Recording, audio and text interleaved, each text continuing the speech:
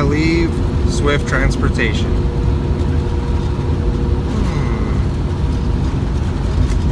Did I leave Swift Transportation? Well, judging by this picture, yep, I left Swift Transportation. So this video is kind of a how-to.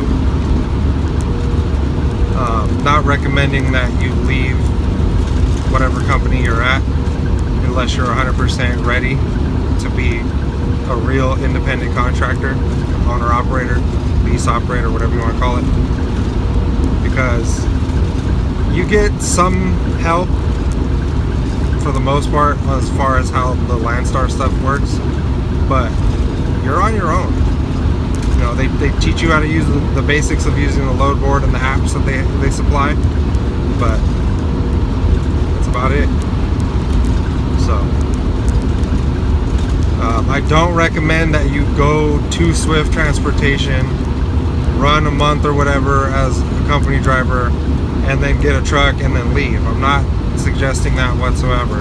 That's actually a really dirty tactic.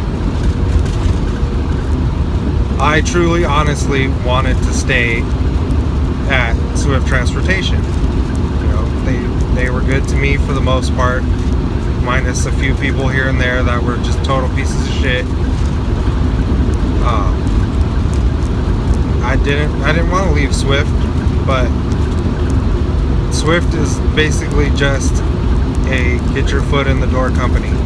Like, it's crazy to think that people stay there for years and years and years, because you're getting raped for years and years and years.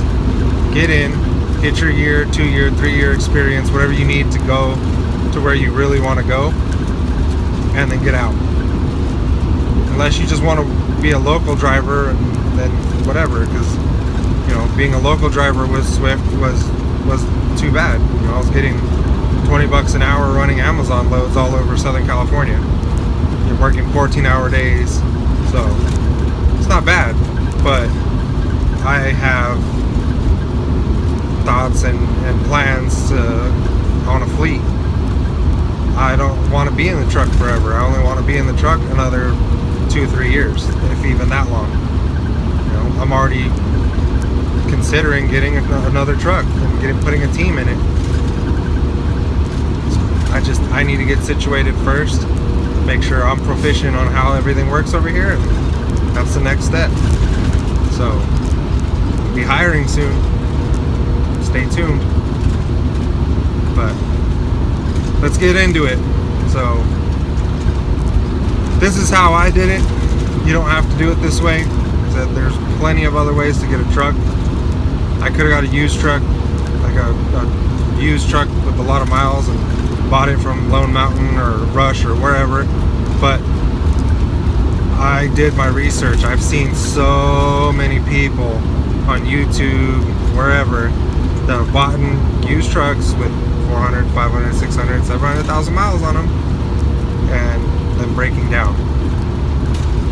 My mentor from Swift bought a truck from Lone Mountain, went over to Landstar, ran at Landstar for about 2 months, a month and a half, and then his truck completely took a crap on him. Transmission literally exploded.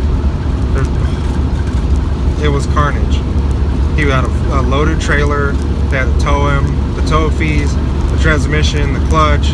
I'm assuming when the transmission broke, it broke something on the motor, because there's some parts of the motor that needed to be replaced, a sensor or something, some wiring, whatever. I don't know the whole logistics of it, but all said and done, he was looking at 13 to 15 grand to get his truck back running again. Now, he had already had a few little issues here and there before that, you know, $1,000 here, $2,000 there, whatever.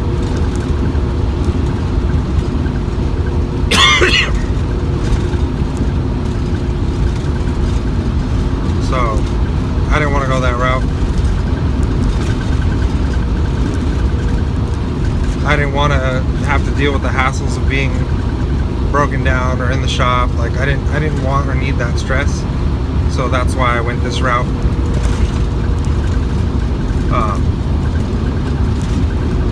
Definitely recommend doing your research before you do anything. Don't just take my word for it or someone else's word for it.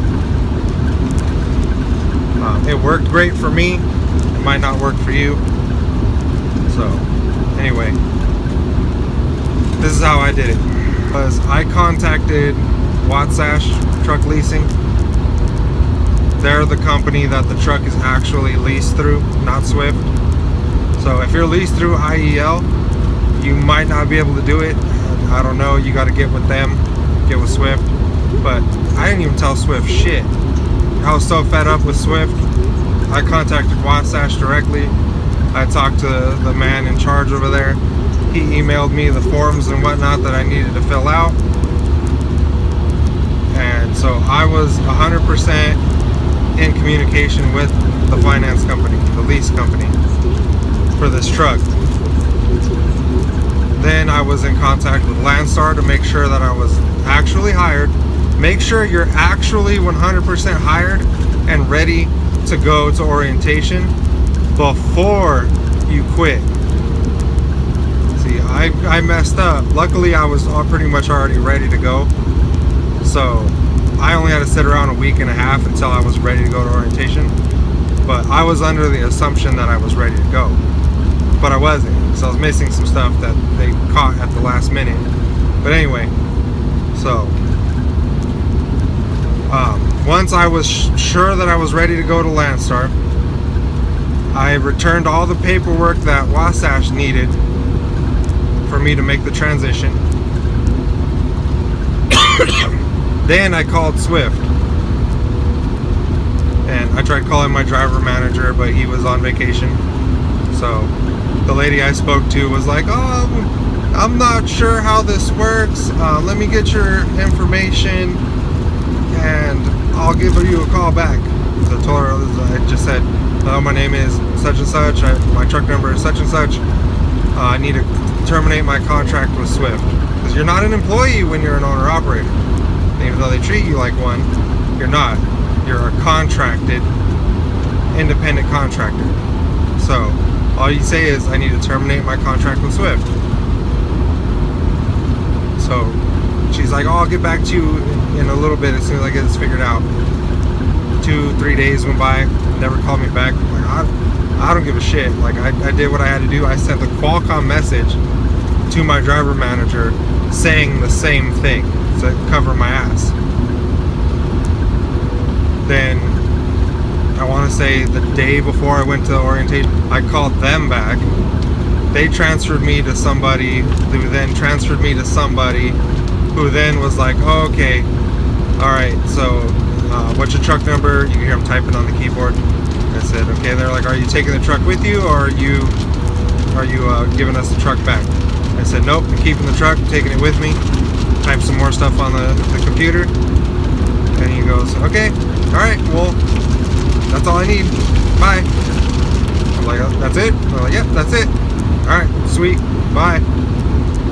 A couple days passed, went to Landstar orientation. It's good to go.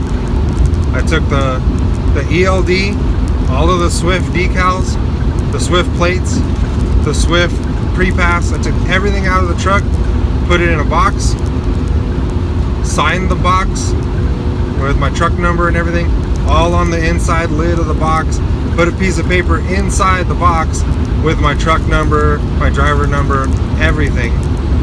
Took pictures of everything, documented that I'm giving them all their crap back, and then I took it to the Swift terminal when I went home, and I gave it to my driver manager, and I took a picture of him with the box on his desk, proving that I gave Swift all their crap back, and proceeded to just run with Landstar.